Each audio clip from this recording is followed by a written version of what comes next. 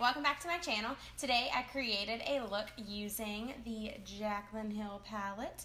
Now that the majority of the world has it, I am assuming since it is sold out so many times, I wanted to start using it a little bit more to create a few looks for you. And this is a look that I have been dying to create since I opened the palette because I saw these colors and I fell in love and knew that they would look good together. So I really love the way that it turned out, and I did do an extremely bold eyelash with it. If that's not you, then you totally don't have to. I normally don't. I'm usually just a mascara kind of girl, but sometimes you want to step out of your comfort zone and try new things, so that is what I did today. I do hope you guys enjoyed this. Remember to hashtag theHDmovement if you recreate it, or for anything that inspires you. Give it a thumbs up if you like it, and I thank you guys for watching. I hope you enjoy. I love you, and I'll see you soon. Mwah. Hey guys, so excuse my voice, I'm super sick right now, but I wanted to get this video recorded. So we're going to start off with priming the eyes with some MAC Soft Ochre Paint Pot, just to prepare our eyes for the eyeshadows we're going in with. And I wanted to make sure they were super prepped and primed, so I went in with some concealer as well, and then a damp beauty sponge to pick up any excess product. Then I'm setting those eyes with MAC Emphasize Setting Powder because we are going in with lots of shadows today and I want everything to blend smoothly.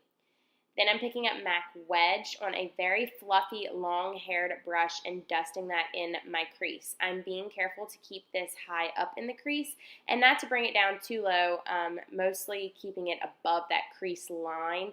And as you can see, I'm spending lots of time just to buff and blend that and make sure that it blends up seamlessly into the upper portion of my eyelid. Then I'm picking up Makeup Geek Frappe, and I am using another fluffy haired brush and basically just going right over that wedge just to kind of warm up that crease a little bit. I am also remaining very careful and not bringing that down below the crease. Then I'm going in with Dirty Martini by Makeup Geek, and I'm going on a small, thin brush, and this is a wonderful brush for cut crease. I believe it's a Morphe 506.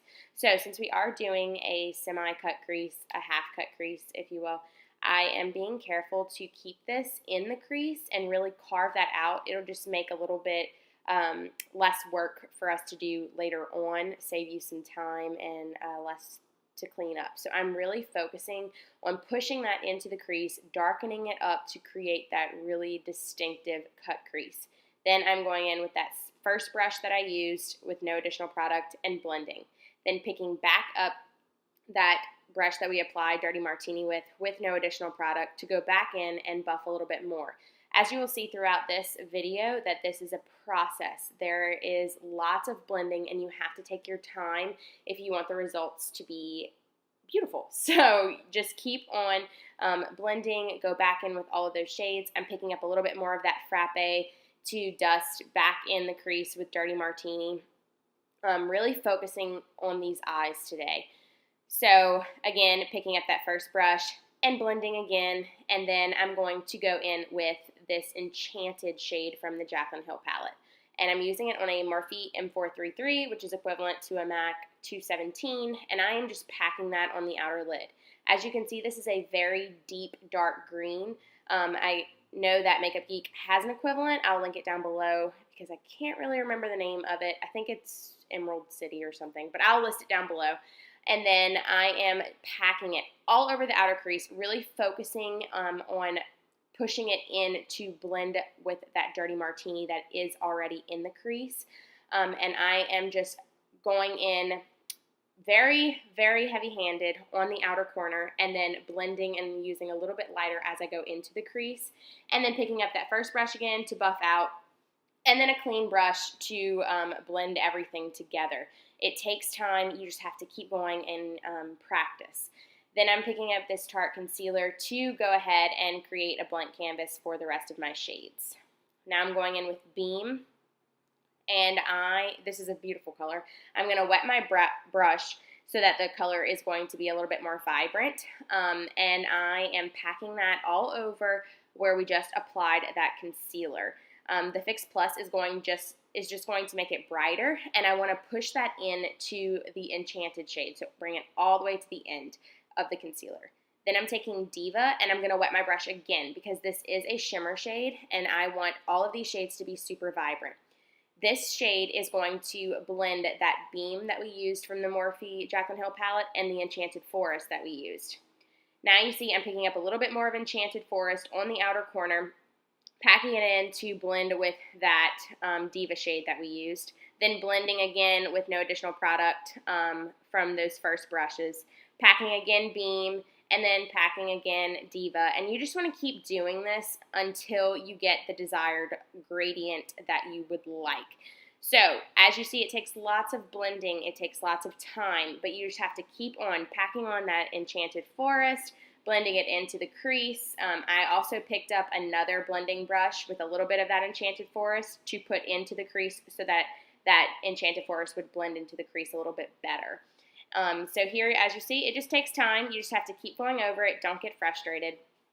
And then I'm going in with Jax just to warm up the top of that crease a little bit more, just ever so slightly. I'm hardly using any. I just wanted to warm it up a little, and then went in with one of those first brushes again that had, I think, Frappe on it, and just buffing it, no additional product. So the eyes will take time. Just be patient.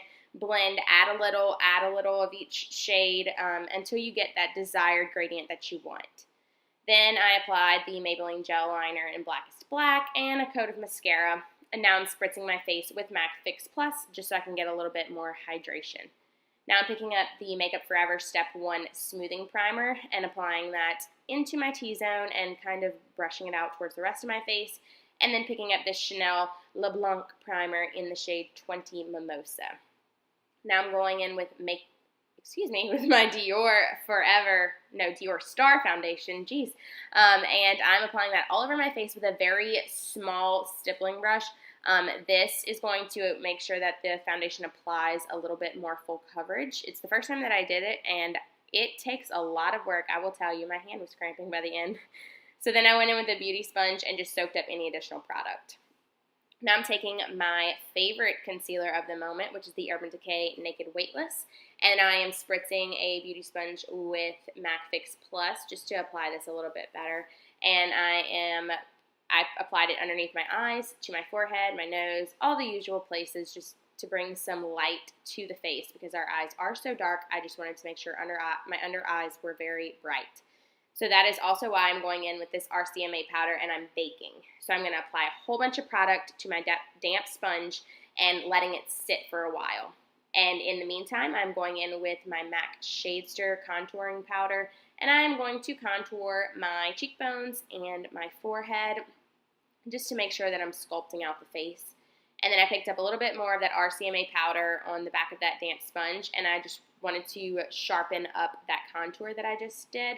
As I said, I wanted a lot of brightness to be added to the face, so this will also brighten up that lower portion. And then I'm going in with MAC Shade Stir again and contouring my nose, which is not something I do often, but I got a wild hair and figured I'd do it today. Now I'm just filling in my brows with the Anastasia Brow Definer, super boring, and then applying some clear brow gel. Nothing exciting, just the same old, just to make sure that they stay in place. Then I'm dusting away that bakage from underneath my eyes. It probably sat for a good 5 to 10 minutes. And then I'm picking up MAC Creme Brulee, dusting that all over the bottom of my lid. You can use Creme Brulee, you can use Frappe, you can use any great warm brown transition shade. And then I'm picking up Jax, which I barely dusted into the crease of my lid. I'm bringing that down to the lower lash line just to complement the upper eye. And then picking up that MAC Enchanted again and deepening it into my lash line on a small definer brush. I'm really pushing that into that lash line. And then I'm going to buff it out with that Dirty Martini shade that we used in the crease before on a pencil brush. Now I'm going in with Diva on that small definer brush and just pushing it into the center. And then I applied a coat of mascara.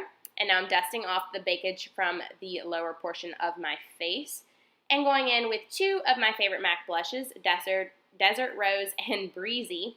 I love the mauvey, deep, rich, rosy color of Desert Rose and the shimmer, very vibrant pink of Breezy. So I just put a little bit of Breezy over top of Desert Rose, and it just creates a beautiful complement.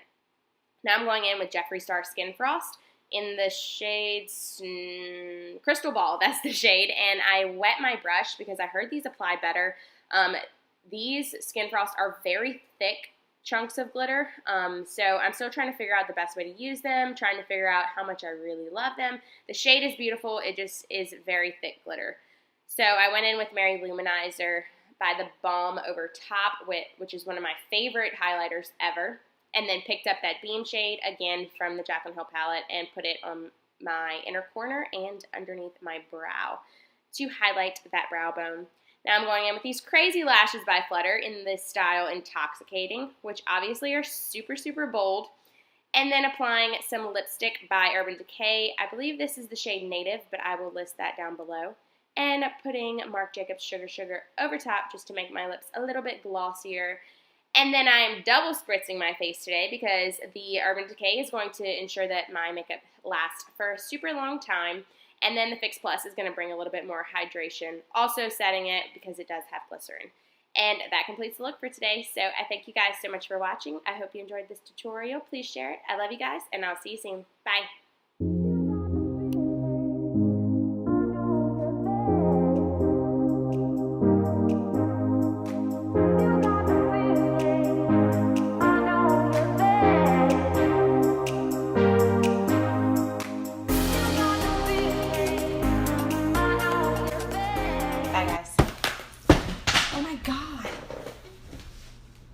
Dropping it. My jacket. Oh my god, one of the shades broke. What? In my Jaclyn Hill palette, one of the shades broke. It's okay. Okay. Holly, it's not the end of the world. It's just one of the prettiest shades in the whole palette, but it's not the end of the world. Okay. Dude, I cannot believe that happened.